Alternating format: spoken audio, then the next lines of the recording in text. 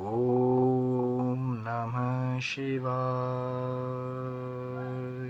बोलिए शंकर भगवान की जय। हर हर महादेव। मित्रों, कैसे हैं आप सब? चैनल पे नए हैं तो विनम्रता से निवेदन करूंगा कि चैनल को सब्सक्राइब करें, ताकि हमारे द्वारा बनाई हुई और भी बहुत सारी अच्छी ज्ञानवर्धक वीडियोस हैं वो आप तक पहले पहुंचे। वीडियो में दिखाई जाने वाली जानकारी यदि आपको अच्छी लगे तो लाइक करें, शेयर करें, सब्सक्राइब करें, ताकि बाकी भी जो हमारे बंधुजन हैं वो भी इसका लाभ ले सकें। तो मित्रों, आज बात करेंगे एक, अब जैसे कि आप सब जानते हैं कि श्रावण मास भगवान शिव का पावन महीना शुरू हो चुका है। तो कई ऐसे भी भक्त हमने देखे हैं कि पूरा वर्ष जो है वो लोग मंदिर नहीं जाते और शायद ही व्रत करते हैं। मैं सबकी बात नहीं करूँ, कुछ कुछ एक ऐसा वर्ग है अलग से। लेकिन जैसे ही शिव जी का ये मास, श्रावण मास शुरू होता है, तो वो भक्त जी जान से लग जाते हैं कि पूरा महीना हमने शिव जी को प्रसन्न करना है। कई कई मील पैदल चलकर कावड़ लेने जाते हैं, फिर जल ला करके शिवलिंग पर अर्पित करते हैं। कई लोग जैसे कि दूध और दही खाना छोड़ देते हैं कि हम शिव जी पर अर्पण करते हैं। कई लोग बेर खाना छोड़ देते हैं।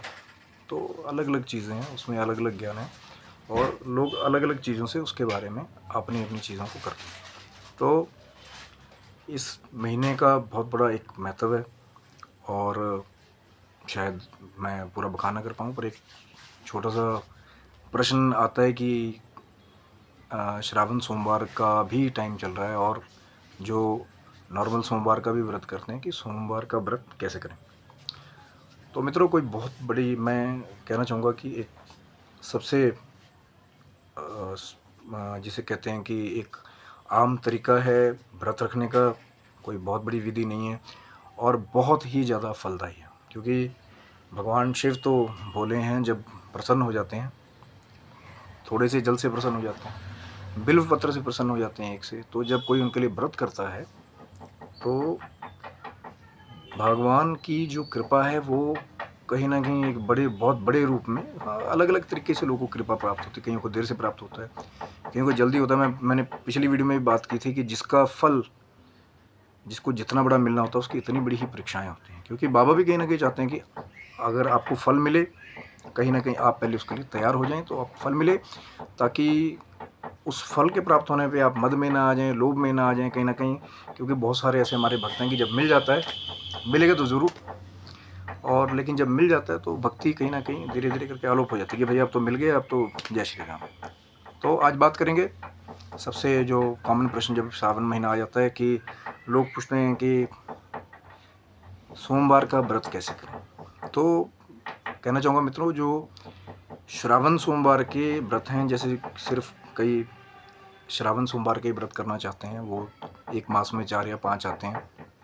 पिछले साल एक दुर्लभ संयोग था कि मल मास साथ में लगने की वजह से जो है श्रावण महीना 2 महीने का था।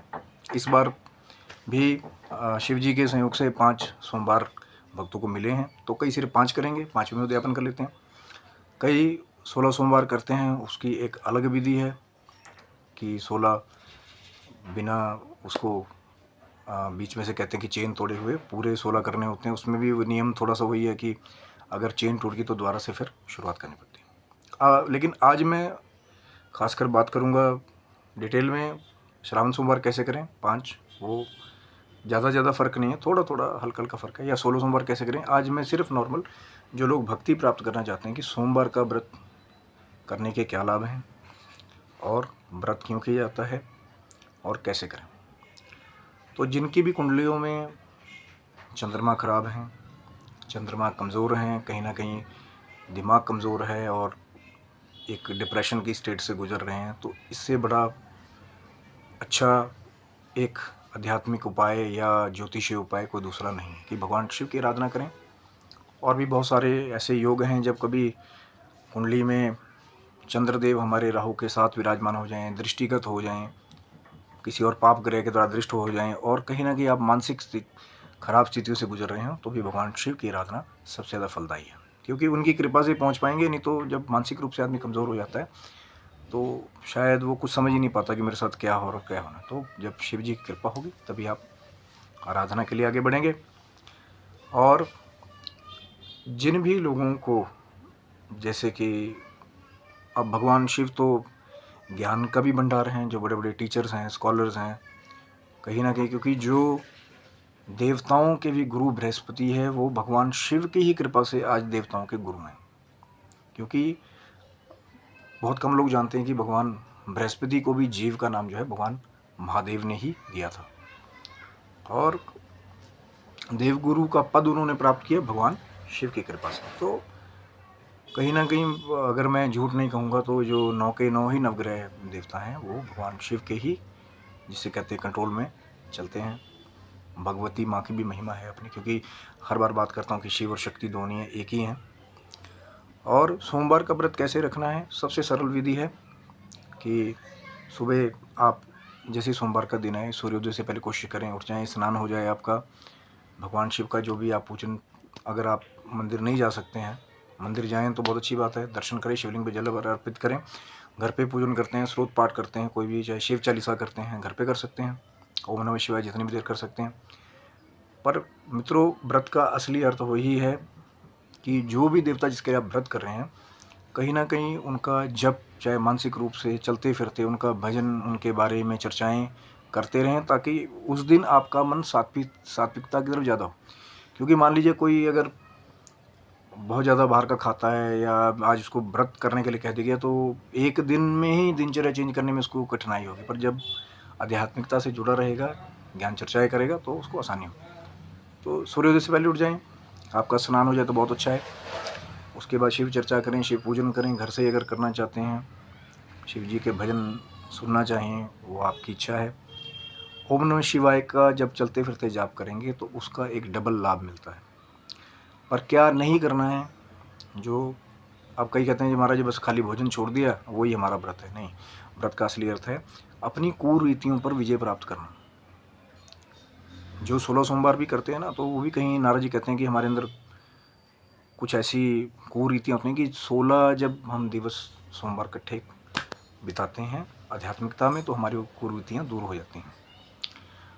उसके बाद में आप उठ गए, भोजन सिर्फ एक बार करना है। मैं बहुत सारे भक्तों को देखता हूँ, कई बार लोग क्या करते हैं कि शाम को जैसा उनको नमकीन भोजन मिला वो कर लिया। व्यवस्था अगर आप कर सकते हैं है, अगर मीठा भोजन करेंगे तो सबसे उत्तम फल प्राप्त होता है।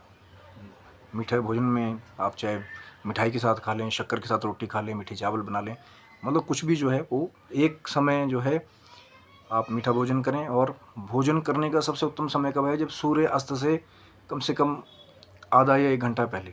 अब कई कहते हैं जी हम ड्यूटी जाते हैं, वहाँ कैसे करेंगे, कि हम आते ही 8 या 9 बजे। तो थोड़ा सा कष्ट अगर करना चाहें तो जैसे आप सुबह अगर थोड़ा सा लेट जाते हैं 10-11 बजे, या जल्दी भी चले जाएं, अपना टिफ़िन पैक करके या कुछ ऐसा आपको मिल जाए मार्केट से मिठाई के साथ, और रोटी लेकर के आप उसको खा सकते हैं। क्योंकि यथाशक्ति जितना आप कर सकते हैं उतना कीजिए।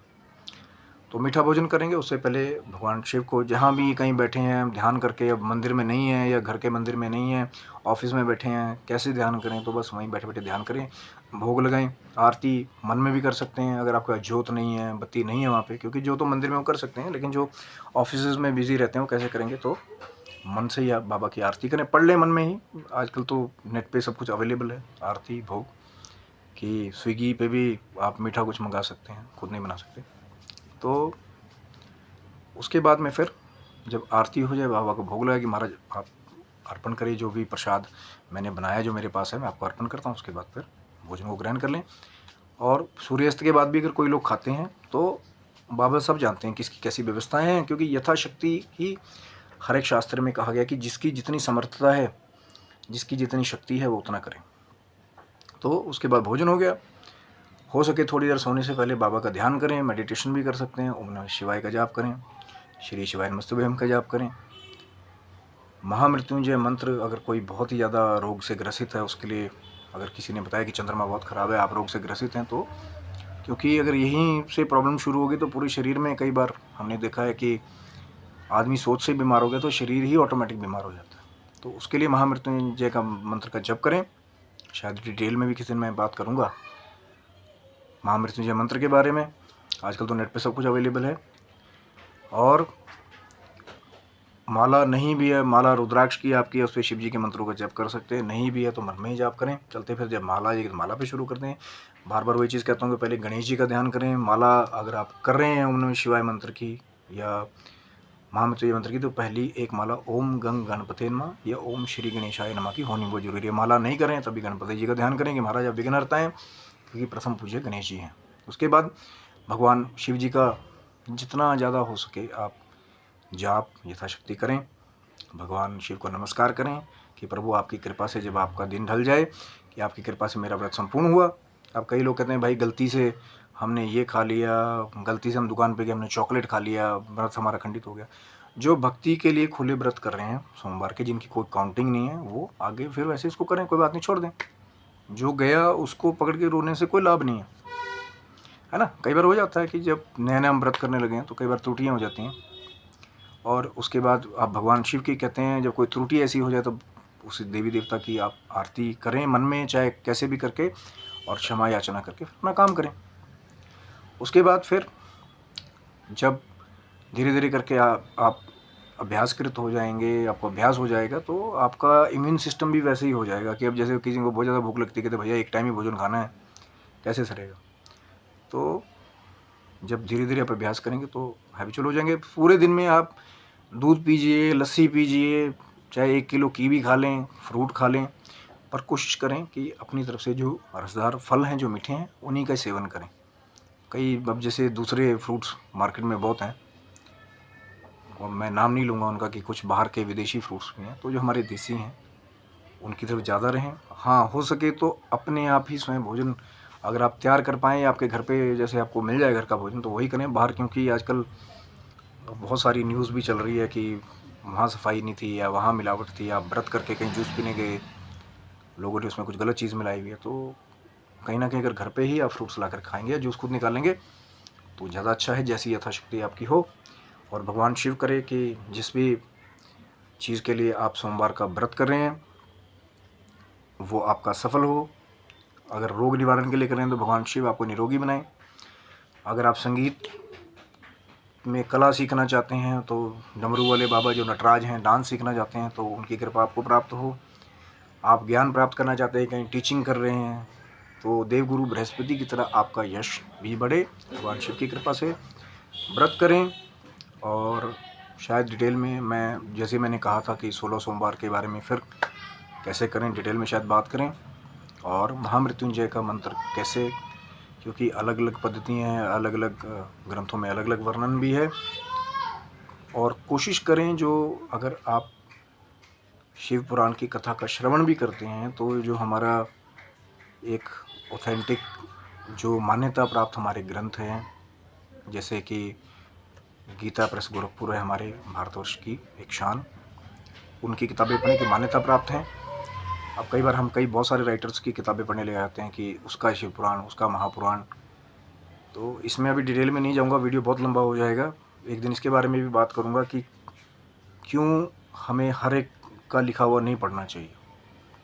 तो मान्यता प्राप्त शिव पुराण जो जैसे गीता प्रेस गोरखपुर का, उसको पढ़ें, स्वयं आंकलन करें जितना टाइम मिलता है। नहीं होगा, कोशिश हमारी भी होगी कि आपको मान्यता प्राप्त ग्रंथों से थोड़ा थोड़ा आपको शिव ज्ञान या जो शिव कथाएं या शिव महापुराण की थोड़ी थोड़ी छोटी कथाएं जो हैं वो लेके आएँ। तो सोमवार का व्रत करें, स्वस्थ रहें, मस्त रहें। भगवान शिव करे आपकी सात्विक अच्छी इच्छाएं सब पूर्ण हों। और यदि आप कहीं अपने जीवन में गलत मार्ग पे जा रहे हैं तो भगवान शिव आपको सही मार्ग दिखाएं, आप उसको इख्तियार करें। आप स्वस्थ रहें, मस्त रहें, ऐश्वर्य से पूर्ण रहे, और भगवान शिव की कृपा ऐसी आप पे बनी रहे और आप मुस्कुराते रहें। हर हर महादेव। ओम नमः शिवाय।